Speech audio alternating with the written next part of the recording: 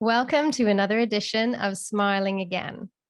Today, I have with me a special guest, Jake LeClair, and together he and I are going to be talking about how families can recover.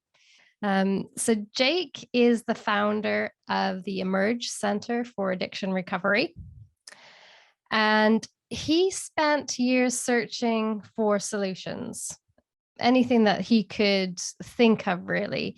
And he went to treatment programs, talked with psychiatrists, tried couples counseling, attended 12-step programs. But no matter what direction he went through, every time he felt failed by the very people who were supposed to be helping him.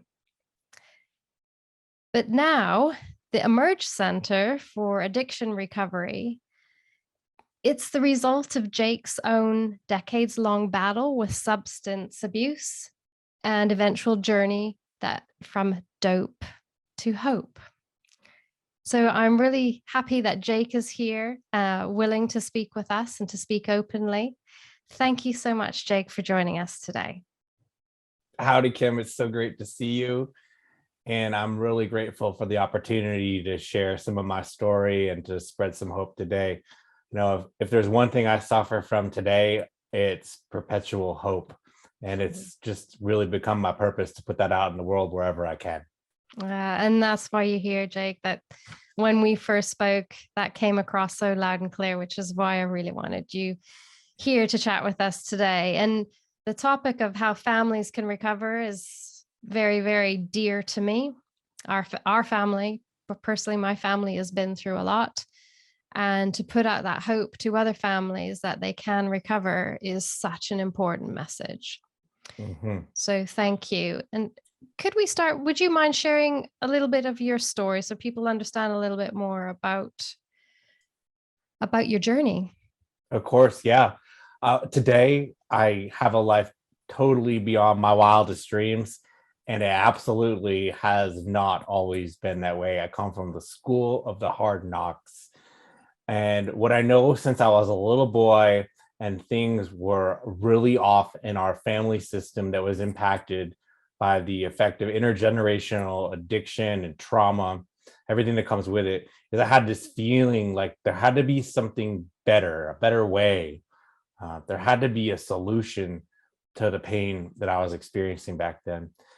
And what happened was I actually found myself in my own 10-year struggle with substances like cocaine and alcohol. And during those 10 years, it absolutely had me right by the canines. I was hooked. And then eventually, I'm one of the lucky ones. I made it out. And I did find a solution. One of the things I found in finding a solution was that I had to be an active participant in my own recovery through taking committed action. And certainly, the problem was with those kind of substances in my body that I really, wasn't at all capable of locating options that would work for me.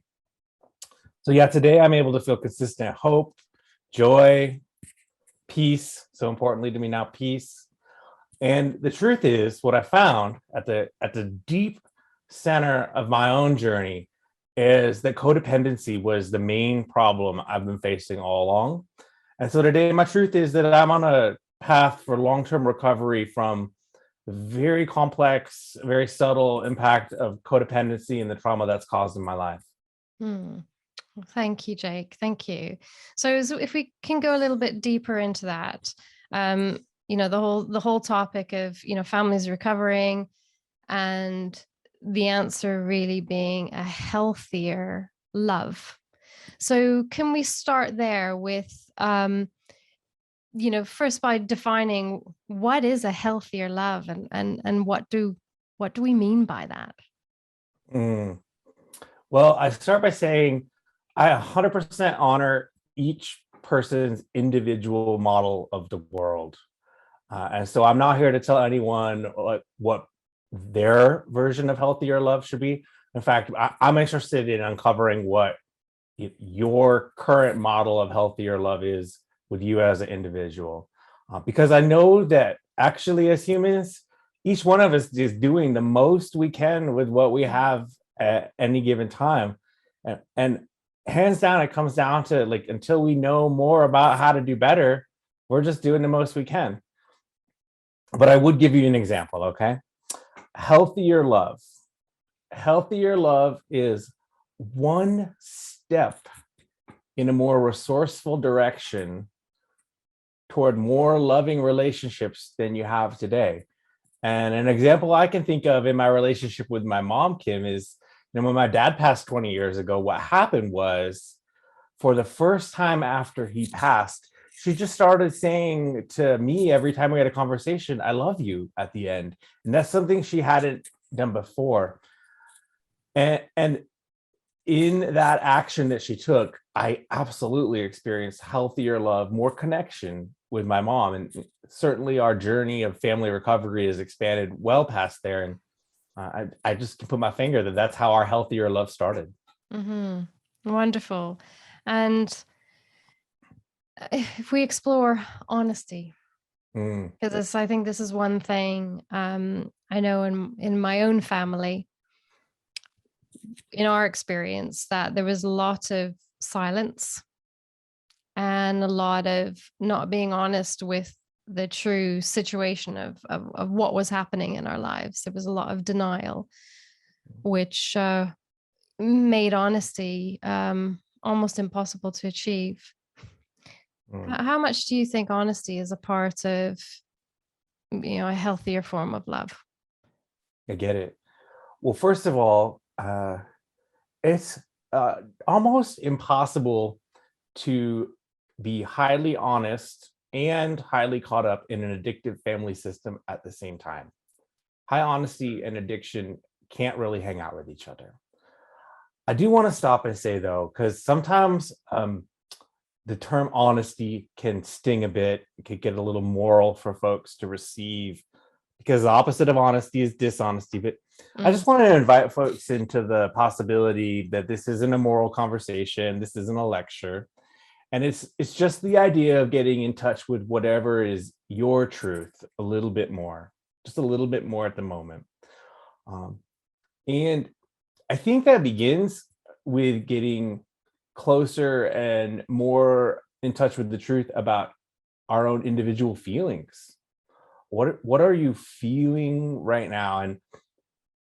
And caught up in the chaos of an addictive family system, I can totally understand from my own experience and from the experience of the people I help that that's not very comfortable to get close to those feelings.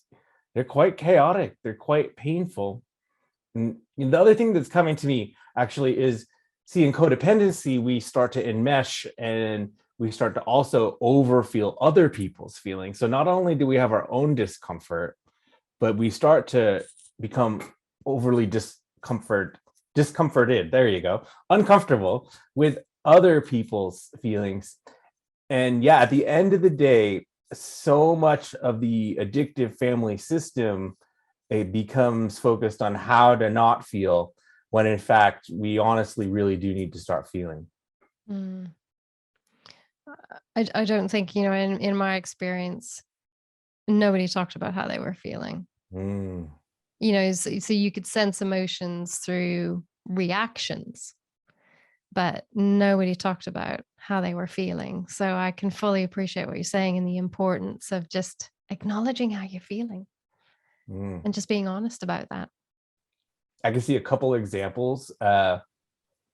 One, for children in addictive family systems, they often end up minimizing themselves, believing that there is no room for them to feel, because the feelings of the chaos are so great that if there's 100, we'll use kilograms since you're in the UK, if there's 100 kilograms of feelings to go around, but the parents are consuming 99 of them, then the children just don't even feel like they can access their fair share of feelings. So I can see how that impacts the family system. I also remember with my own grandma, because our intergenerational system of codependency and addiction that came with it included, if I'd say I'd feel sad, my grandma would say, "Don't feel that way." And I was getting trained at a very young age. I love her, bless her soul. But that is the truth about what happened. And so I was being trained, don't feel, right? Mm-hmm. Uh, and then, yeah, I mean, how do children learn? It's not through talk, it's through action. And Mm. if parents aren't demonstrating how they feel and the practice of being in touch with their emotions, then children aren't learning it and the importance. Here in the US, we are experiencing a lot of progress with social emotional stuff in the school system, children being at least invited into feeling. And at the same time, I come from upstate New York. Today, I live in Boise, Idaho, over here in the States, but I come from upstate New York. And I think culturally, it may be more like what I picture the UK with that stiff upper lip, right? The bias to not feel. And yeah, I can't think of anything more important than just being in touch with how I feel when it comes to this topic of honesty.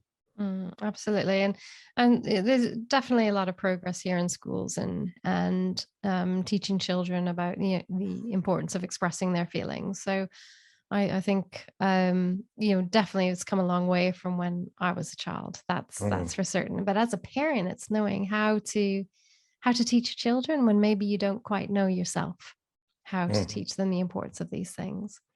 So I think that's really, really important. Um, Now, one of the other things that I think I'd love to hear your thoughts on is, we're talking about families recovering. What role do family members play in in the recovery of the addict and the recovery of the family? mhm. This is my jam, okay? This is where I get goosebumps in our talk because I am so passionate about interrupting the cycle. And what I have found is humans, when they are in a healthier place, fundamentally have this innate desire for this connection.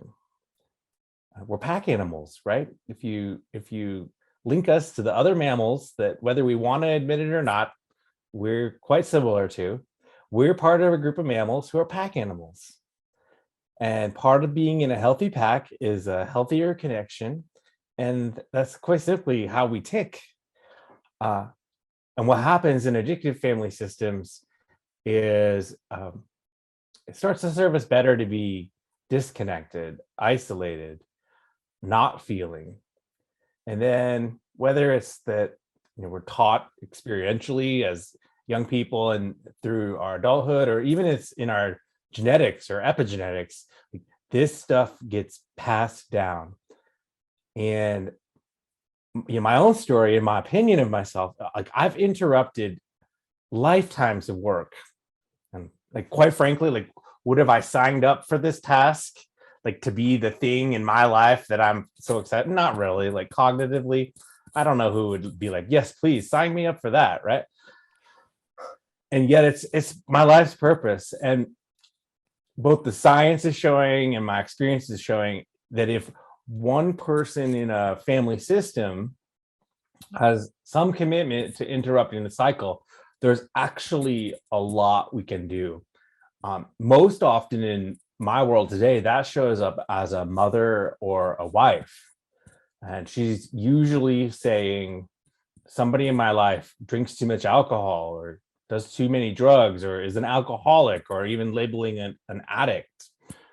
And there's a vernacular that's long standing around rock bottoms and having to want it and acceptance. And I think that narrative's changing. I think that narrative's changing because what we actually know is there's a whole bunch of actions, committed actions that mother or wife can take today to start interrupting the cycle. Mm. I have to pause there because it's quite an emotional point. Committed actions to interrupt the cycle. Um, for myself and many of our listeners, they've they've lost a loved one. Mm-hmm. And so there's a lot of thoughts around, gosh, what actions didn't I take? And then beating yourself up about not doing certain things before or could have done more. What would you say to that mother who is feeling that she didn't do enough? What can she do today? First of all, sorry for your loss. And I mentioned it earlier. I, I know that each human, whether it's the human who's lost someone, the human who's still consuming substances, the little child who's really overwhelmed, whoever they are, they're truly doing the most they can with what they have. And the situation we face is that we use what we know at the time and do the best that we can with that. Uh, so what I would say is, in the grief, in the passing, that it's also absolutely time to interrupt the cycle from that standpoint.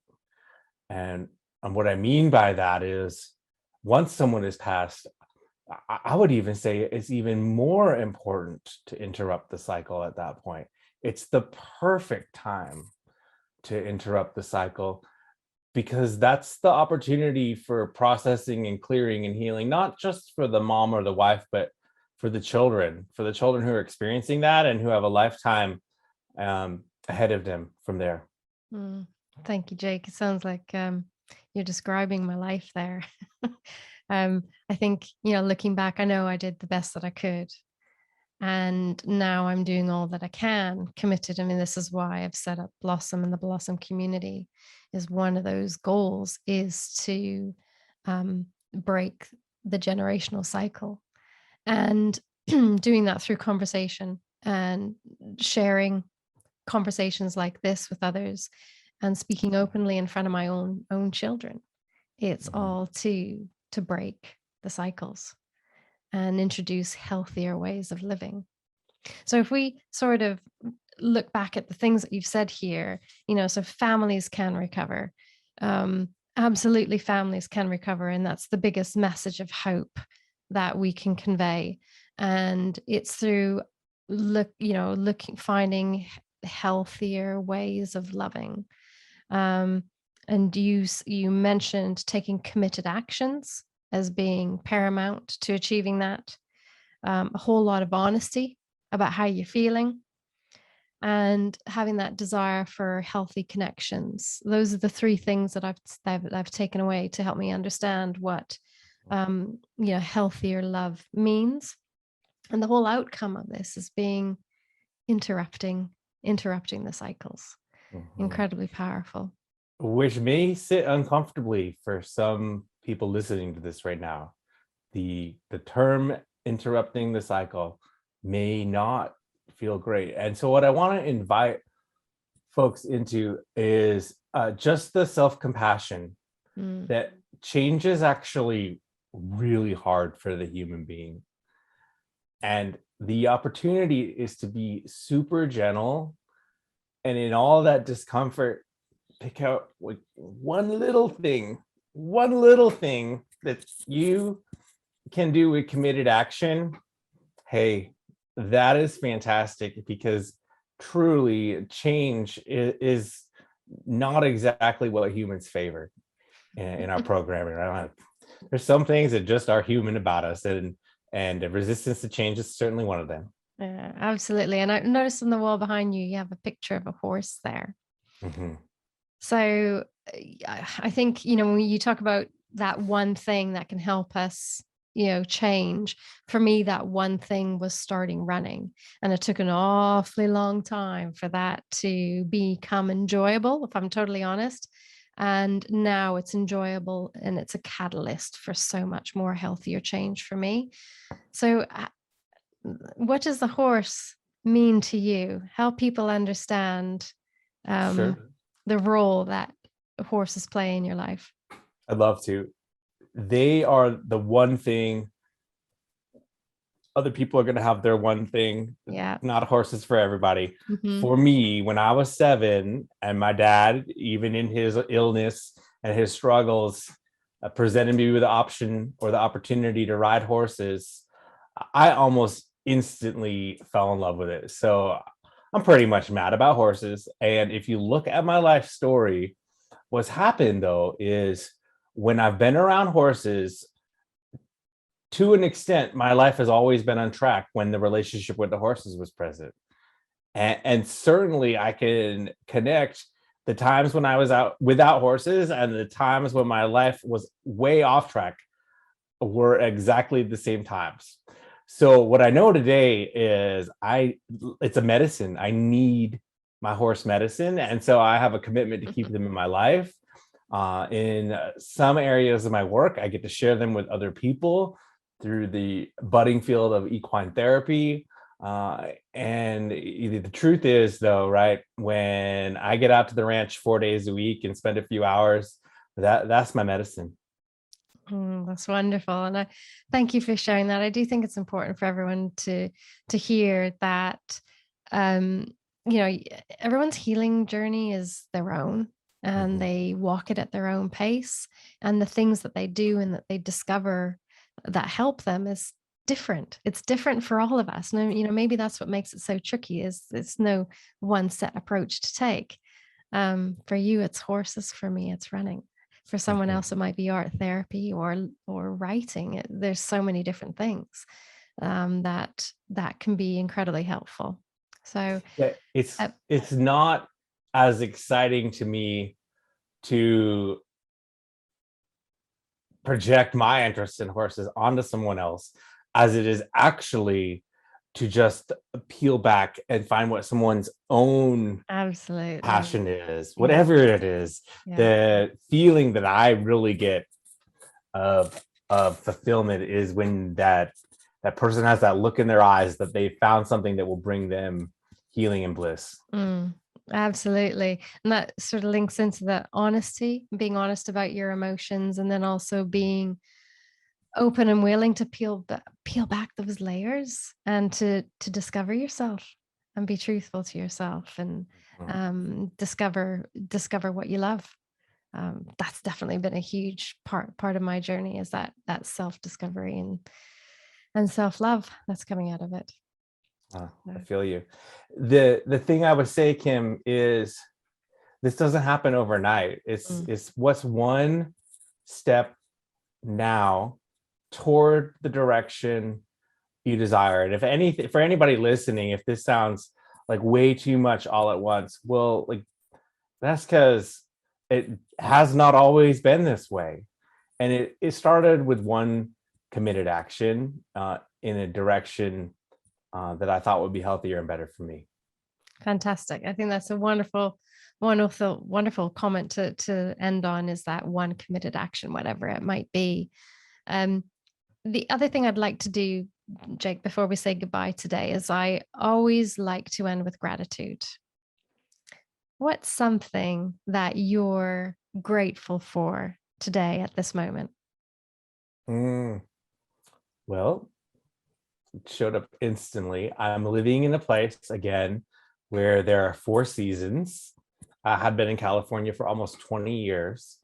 And what I'm experiencing is this connection that I'm so grateful for with this 5, 6, 7-year-old Jake, who just loved the autumns in upstate New York and the cooler temperatures.